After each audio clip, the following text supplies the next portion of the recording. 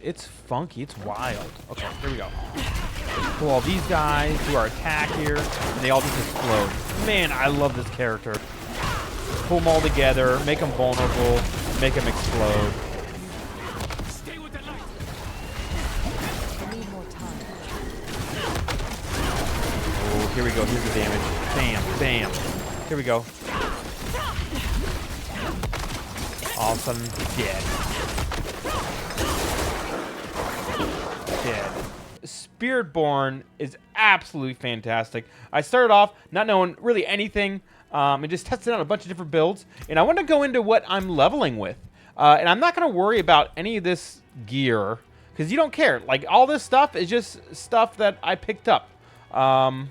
Like, okay, so Juggernaut, that's pretty good. This one, Storm Feathers. We're not even using Storm Feathers. I don't even care about this. I'm just putting on the next best armor piece. Like, hey, I have more armor. I have more life. I have dexterity here. Okay, equip. Don't really care about, I guess we care about the spirit. Don't really care about the Paragon, about legendaries, equipment. The skills of this game really take me back to D2. And I say that because with the Spiritborn, you can make all the synergies and your build work great without gear. Whereas early Diablo 4 and all of Diablo 3, really, I mean, your customization was the gear you used. Sometimes a rune in D3 when they did the rune thing, but really a lot of it was items will make your build. Whereas in this, everything just synergizes together so greatly. I kind of wanted to quickly go over the skills I decided to use and I settled on for my leveling build here. So starting off with Thrash, okay? I have 3 points here, 1 into each of the upgrades. I picked this one because A, it's a decent damage skill. B, the attack dashes to an enemy. So I get dash around the battlefield. That helps a great lot. And the biggest reason why I went with this is this secondary upgrade. Enhanced Thrash. After killing an enemy, your next Thrash generates 10 additional vigor, up to 10 casts of Thrash. So for 10 casts of Thrash after someone dies, I'm gaining 18 vigor, which is nuts. Within a couple fast attacks, I have my, I'm be able to do the core skill that I'm using, right? And this build can get online probably around level 10, but we'll just go through this real quick. No gear, again. Here, I don't pick a core skill because we're going to use Touch of Death, actually. So in order to get down to our next area, I have 1 point in vigor generation, and that's mainly to get to this balanced exertion. Your core skills cost 9% more vigor, but deal 15% in times increased damage. Multiplicative, 15%. That's huge. This is way better than Glass Cannon, in my opinion, because like you're getting the same amount of increased damage multiplied. Just your core skills cost a little bit more. And with this build, we're not spamming our core skill. We're just hitting it when we need to. Especially without any legendary effects or gear that would make spamming useful. Right? Here, next skill we're going to take is Vortex. I love skills that pool all the enemies into one nice little ball of death. And that's what this does. The upgrade, I only have 1 point into this. One of my gear pieces actually increases focus skills by 1. So that's kind of fun and flirty. But with Vortex, the upgrade first increases the next damage of the next skill cast by 20%. Right now, we're not really utilizing that, right? And I'll go through kind of my order of operations of skills here for how I do an attack. And then I'll show you guys, of course, in the gameplay. And then the last perk I'm using here is when you have an active barrier, Vortex does 300% multiplicative additional damage and knocks enemies down for 3 seconds. And we're going to get some bonuses off both. We're going to have barrier up almost all the time, and we're going to knock enemies down, right? We're going to get extra damage for knocking enemies down. The other option, Critical Strikes, reduces cooldown. That's great. That's awesome if you have Critical Strike chance. This is a leveling build, right? We don't have Critical Strike chance. This really does nothing for us, while this will be huge. That's why I picked that. The next skill I take, Soar, which I hit right after I group all the enemies. This is kind of a mobility skill, right? But I don't use it as a mobility skill. Let me explain. Right now on the controller, at least for PlayStation, I don't know how Xbox is, but it's very hard to target Soar. Go where you want. It's very hard to target an Elite. A lot of times you soar right past them. So I'm mainly using this and not touching my movement sticks at all. I'm just going straight up and straight down. What it does with the upgrades, I'll just go through it all. Fly into the air, creating a cloud, which makes enemies vulnerable at your target location.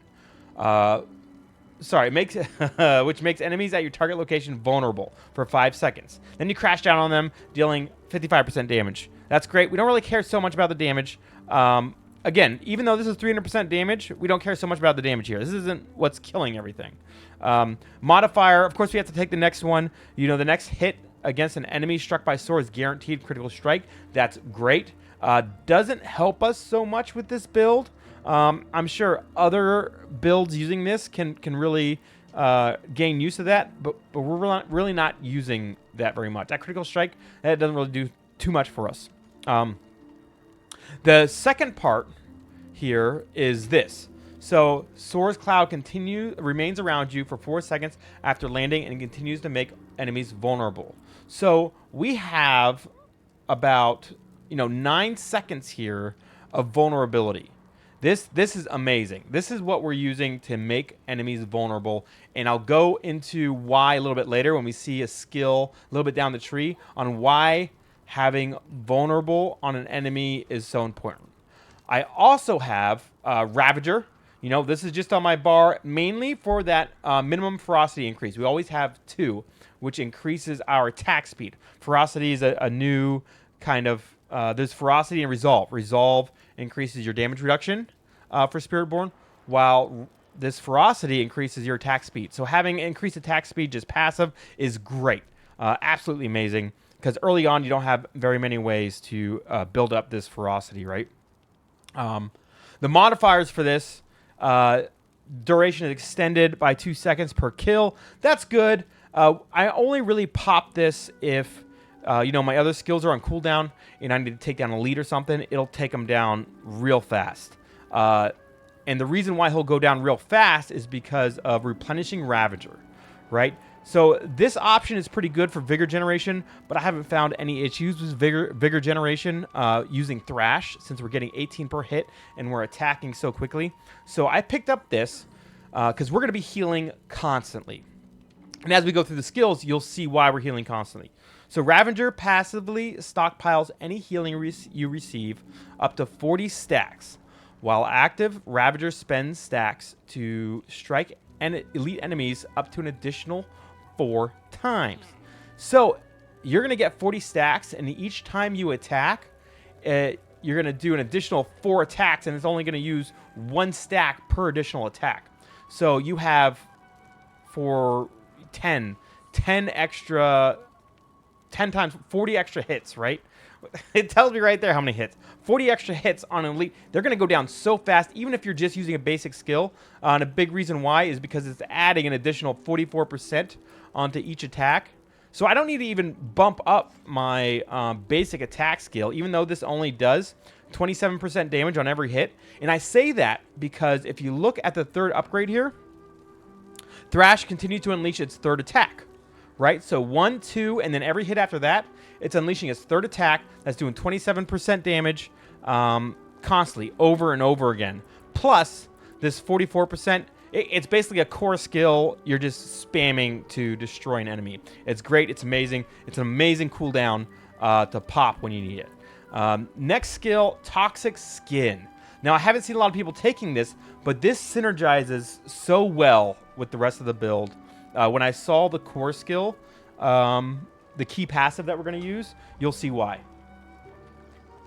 So Toxic Skin, passive. Enemies that attack you are poisoned for 37 or 33% damage over 3 seconds. Great. We don't need to get any more skills in this. While active, Toxic Skin's poisoning is increased by 100% to 72% over 3 seconds.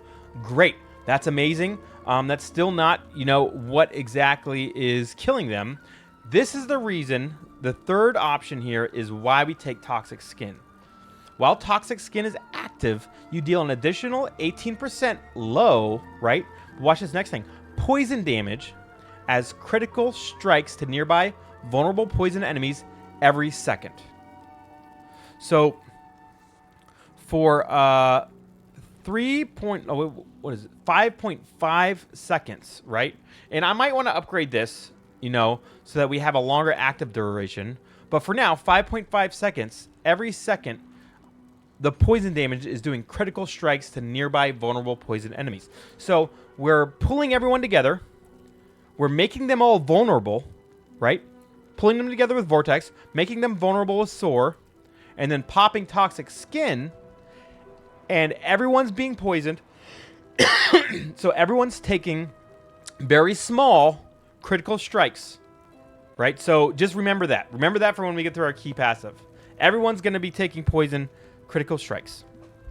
We go down the next tree. Patient Guard. We don't want any skills in this. They don't really go for the build. I kind of wish I could fit Scourge on here, but I can't. Patient Guard. You gain 10% block chance.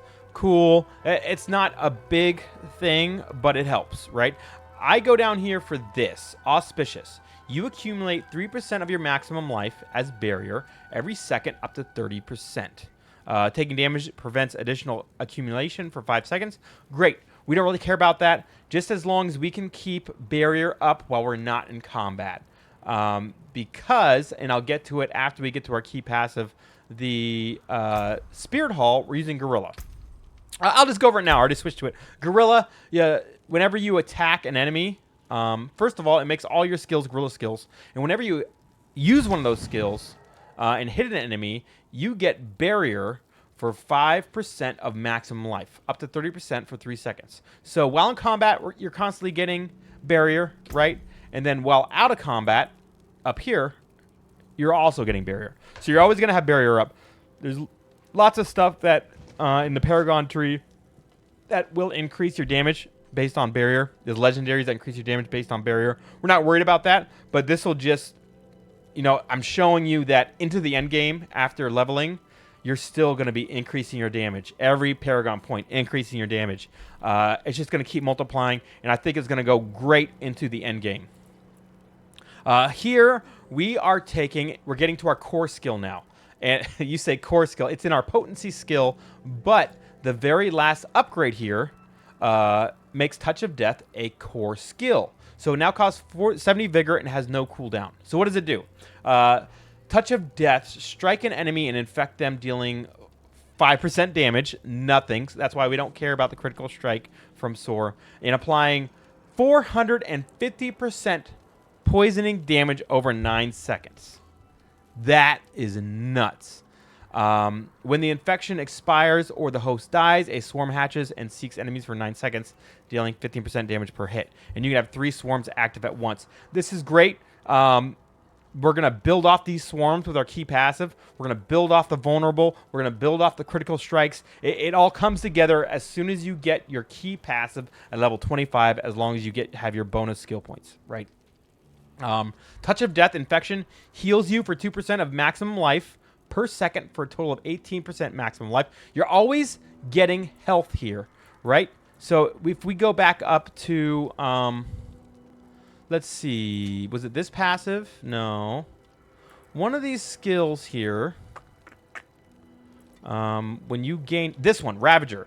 Passively stockpiles any healing you receive up to 40 stacks. So you're always healing. So you're always gaining stacks on your Ravager. Which means if an elite pops up and you have your cooldowns are still on cooldown, you could pop this and still just delete any enemy you run into. It's great. It does so much extra damage against elites. That's where that extra healing was coming from that I was talking about earlier. Going on down here, we don't take anything in the ultimate tree. And finally, we have our key passive, which finally ties everything together. Your critical strikes cause your poisoning on an enemy to burst, dealing 100% of total poisoning instantly to them, and 20% of it to surrounding enemies before removing the poisoning effect from the primary target. That is huge! And where are we getting critical strikes from? From Toxic Skin. all nearby enemies, which we've gathered a lot of them with our vortex. And when they're vulnerable, which we got because we soared right after, and then we pop toxic skin, they're all getting hit with critical strikes. They're all poisoned, and poison is just exploding, doing AoE damage, killing everything, poisoning everything, killing it again. And on top of that, you know, we have this 450% poisoning damage on a target of our choosing, and they're just instantly dying with this. 3 swarms. The swarms keep refreshing. You know, it's absolutely insane. It's great. I don't even have any legendaries yet. If I get legendaries, I mean, this build goes through the roof. So that's the leveling build. It doesn't really matter about gear. Like I said, the skills themselves is your build, and they synergize. You don't need any stuff, any gear to really make it work.